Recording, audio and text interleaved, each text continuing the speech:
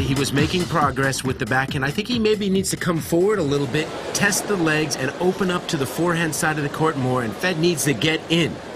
They're both great front runners, as we showed you with the graphic, when they win the first set of a match at a major. But a little interesting note, 3 of the last 4 years here, the man that's won the first set of the Australian Open men's final has gone on to lose the match. Dick? Okay, Chris, and that includes Novak Djokovic last year against Joe-Wilfried Tsonga. Well, one thing we're also certain, regardless of the outcome tonight, and that is that a European will win a Grand Slam event again. 19 in a row now for the Europeans. Thank you. Thank you, please. Although this was an outstanding championship for American players. With Roddick going to the semifinals, Serena Williams, the singles champion. The Bryan brothers won the doubles title, and the Williams sisters won the ladies doubles.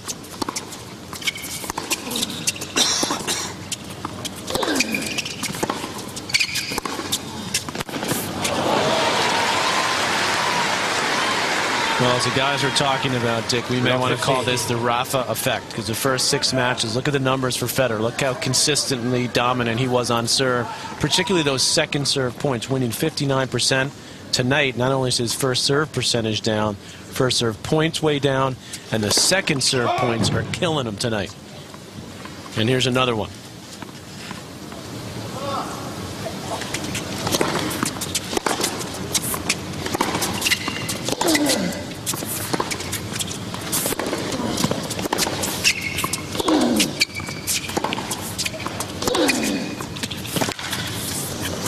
I think this is such an interesting look into the psyche of a great champion like Federer, Dick, because he's never really had to change his mindset against any other players.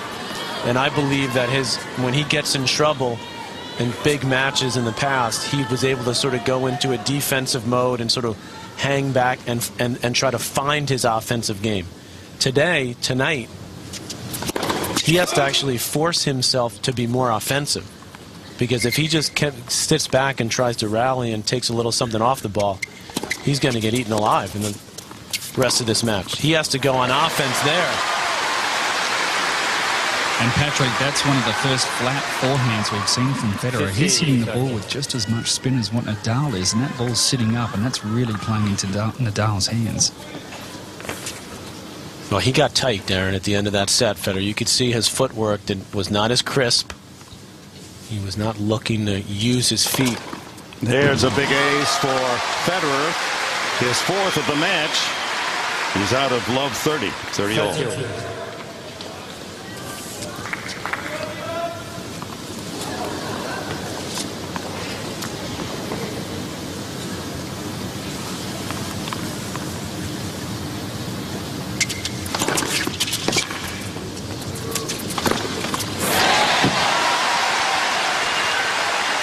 Roger's serving well. He's normally serving about 3 or 4 inches from the lines, and tonight also he's been struggling to find those spots. He's not getting too many free, easy points off that first serve. And he needs them, Darren. He needs them desperately. He's gotten 2 in a row here.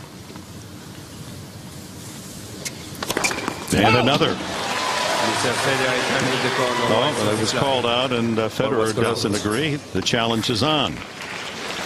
First of this second set. And Nadal not sure. He's taking a long look at it.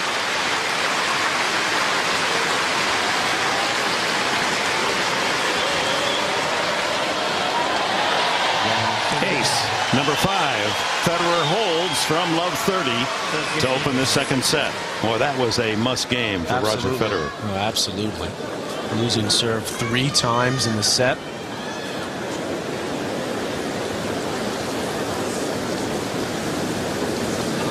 Nadal goes through his routine before he'll go back on court. Has to have all those labels aligned. Very superstitious in that regard. From a tremendous family on the island of Mallorca, Manacor. Most of them living in a high-rise apartment. Uncles, aunts, his grandfather, Raphael, was the conductor of the Manacor Symphony. Wow. Hit a few solid notes himself.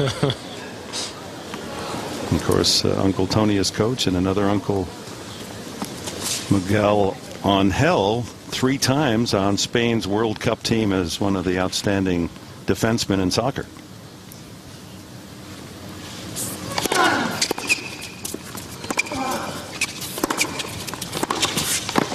Well, there's that aggressive play from Federer that Brad Gilbert was talking about. The problem for Federer is that he hasn't been crisp enough on the volley.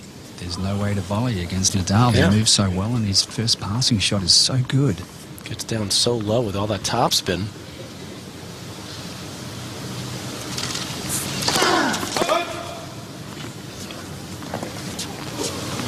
Another shot into the body on the serve. A rarity. There's a good aggressive return there. 15-0. Again, this is going against Federer's instincts, really, to take that ball early and go for the winner, but he has to keep doing it.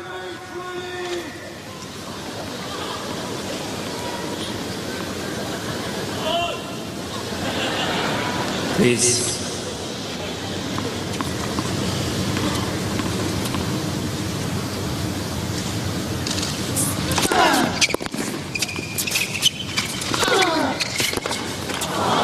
Guessed right. 30-15. Tell you, if Brad Gilbert is right and Nadal is struggling a little bit physically, it's pretty hard to tell from up here. I mean, he's certainly putting on a pretty good front.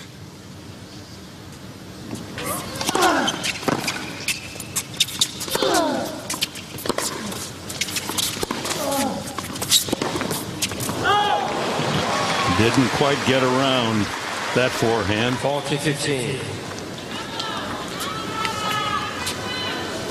Darren, can you judge which way this crowd is leaning? Who are they cheering for? No, pretty much 50-50. As it should be.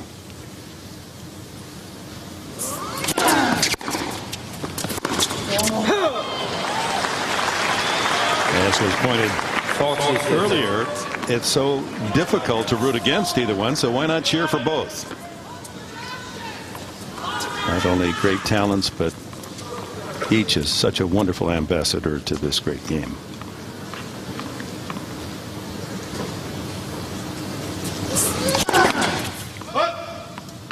Now he's starting to mix up the serve a little bit more, Nadal.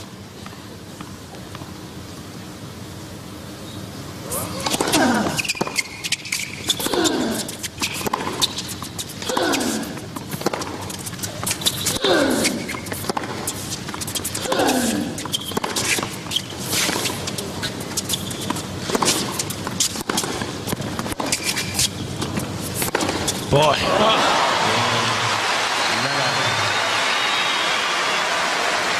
Like a cleanup hitter's line drive swing up the alley for a double or triple as he just leans on that backhand two-handed and rips it cross court. Well, they get into this rally, this cross court exchange. And Nadal able to, that was a great backhand there, that deep one, but they had about 4 or 5 shots before then when Nadal just kept going after Federer's backhand. 1-1 second set.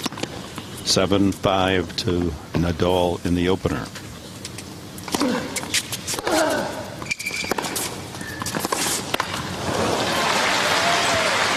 We're live in Melbourne, Australia, Rod Laver Arena, the championship final. Rafael Nadal, world #1, against the former #1 player in the world, Roger Federer, 3-time champion here. Dick Enberg, Patrick McEnroe, Darren Cahill, and all our ESPN crew. We're pleased you've joined us. This great rivalry building in each event, and of course feeding off that sensational final in Wimbledon, 9-7 to Nadal in the 5th last summer. Nadal winning a tough opening set, 7-5. They're on serve here in the second at 1-1.